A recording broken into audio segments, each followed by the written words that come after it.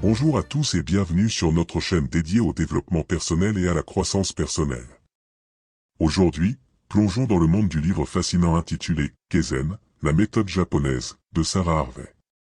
Dans cette série, nous explorerons chaque chapitre de ce livre inspirant pour découvrir les enseignements du Kaizen, une méthode japonaise qui encourage l'amélioration continue dans tous les aspects de notre vie. Si vous êtes nouveau ici, n'oubliez pas de vous abonner et d'activer la cloche de notification pour ne manquer aucune de nos audios inspirantes. C'est parti. Chapitre 1, Introduction au Kaizen. Bienvenue dans le premier chapitre de Kaizen, la méthode japonaise, de Sarah Harvey. Dans cette introduction captivante, l'auteur nous plonge dans les fondements du Kaizen, une philosophie japonaise centrée sur l'amélioration continue et la croissance personnelle. Origine du Kaizen. Harvey commence par nous éclairer sur l'origine du terme « Kaizen », qui trouve ses racines dans la culture japonaise. Elle explore comment le Kaizen a émergé dans l'industrie au Japon et a évolué pour devenir bien plus qu'une simple approche de gestion. La signification du Kaizen. Découvrons ensemble la signification profonde du Kaizen. Harvey nous guide à travers la traduction littérale, soulignant que « kai » signifie changement et « zen » signifie bon, évoquant ainsi l'idée d'un changement positif continu. Philosophie du progrès continu. Plongeons dans la philosophie sous-jacente du Kaizen, axée sur l'idée que de petits changements réguliers, s'ils sont maintenus dans le temps, peuvent conduire à des améliorations significatives. Harvey explique comment cette philosophie peut être appliquée à tous les aspects de la vie. Le Kaizen comme mode de vie.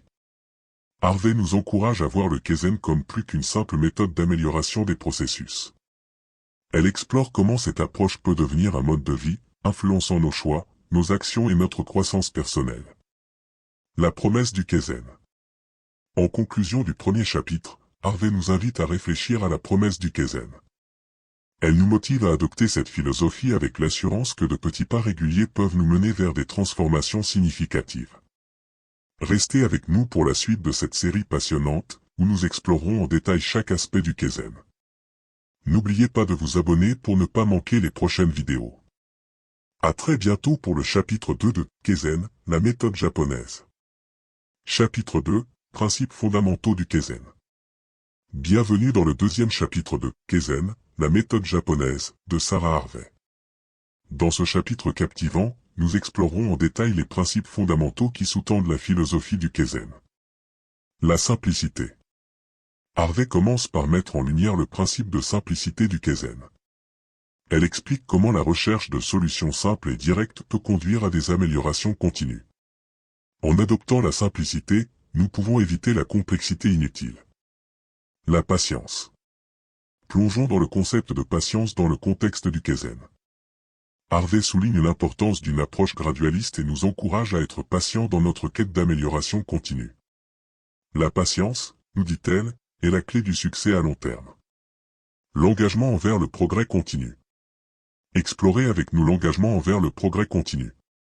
Harvey nous guide à travers l'idée que chaque jour offre de nouvelles opportunités d'apprentissage et de croissance. Elle souligne l'importance de rester déterminé dans notre quête d'amélioration personnelle. La confiance en soi.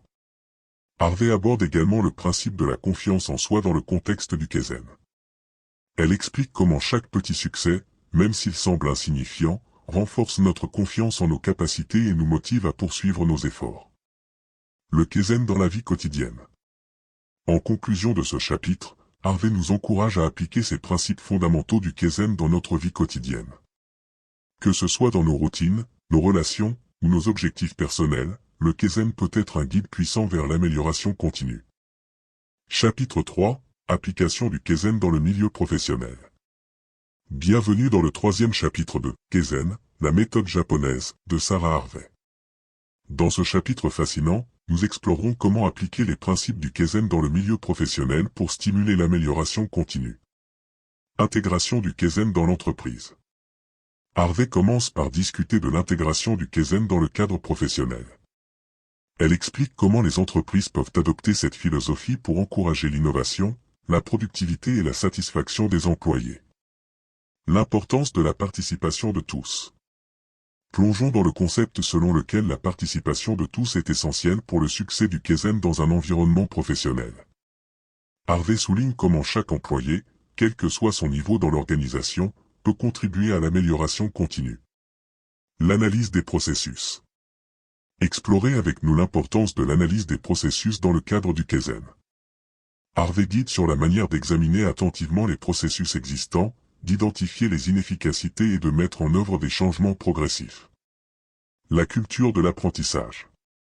Harvey aborde également la création d'une culture de l'apprentissage au sein de l'entreprise. Elle explique comment encourager la curiosité, l'expérimentation et l'apprentissage continu peut conduire à une amélioration constante. La mesure du succès. En conclusion de ce chapitre, Harvey souligne l'importance de mesurer le succès des initiatives Kaizen. Elle explique comment définir des indicateurs de performance clairs peut aider à évaluer l'impact des changements apportés. Chapitre 4, Kaizen dans la vie personnelle, une approche holistique de l'amélioration continue. Bienvenue dans le 4e chapitre de Kaizen, la méthode japonaise, de Sarah Harvey. Dans ce chapitre captivant, nous explorerons comment appliquer les principes du Kaizen dans notre vie personnelle pour une amélioration continue holistique. L'équilibre vie professionnelle-vie personnelle. Harvey commence par discuter de l'importance de l'équilibre entre la vie professionnelle et la vie personnelle dans le contexte du Kaizen. Elle explique comment l'équilibre contribue à un bien-être global et comment de petits ajustements peuvent avoir un impact significatif. Le Kaizen dans les relations interpersonnelles. Plongeons dans le concept de Kaizen dans les relations interpersonnelles. Harvey souligne comment de petites actions positives peuvent renforcer les liens familiaux, amicaux et romantiques, contribuant ainsi à une vie personnelle épanouissante. L'approche Kaizen pour la santé. Explorez avec nous comment le Kaizen peut être appliqué pour améliorer la santé physique et mentale. Harvey guide sur la manière d'adopter de petites habitudes saines, d'intégrer progressivement l'exercice et d'adopter une approche équilibrée de la nutrition. La gestion du stress et de l'anxiété. Harvey aborde également la gestion du stress et de l'anxiété à travers le prisme du Kaizen. Elle explique comment des techniques de gestion du stress simples et régulières peuvent contribuer à une meilleure santé mentale. La réflexion personnelle et l'adaptabilité. En conclusion de ce chapitre, Harvey souligne l'importance de la réflexion personnelle et de l'adaptabilité. Elle explique comment prendre du recul régulièrement pour évaluer sa vie personnelle et apporter des ajustements peut conduire à une croissance continue. Chapitre 5, Kaizen avancé, application dans divers domaines. Bienvenue dans le 5e et dernier chapitre de Kaizen, la méthode japonaise, de Sarah Harvey. Dans ce chapitre passionnant, nous explorerons les applications avancées du Kaizen dans divers domaines de la vie. Kaizen dans le domaine professionnel. Harvey commence par discuter des applications avancées du Kaizen dans le contexte professionnel. Elle explore comment les entreprises peuvent adopter des méthodologies Kaizen plus avancées pour stimuler l'innovation, accroître l'efficacité opérationnelle et rester compétitive sur le marché. La croissance personnelle et le Kaizen.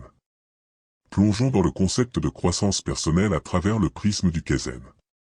Harvey souligne comment la mentalité Kaizen peut être utilisée pour dépasser ses limites, apprendre de nouvelles compétences et évoluer constamment en tant qu'individu.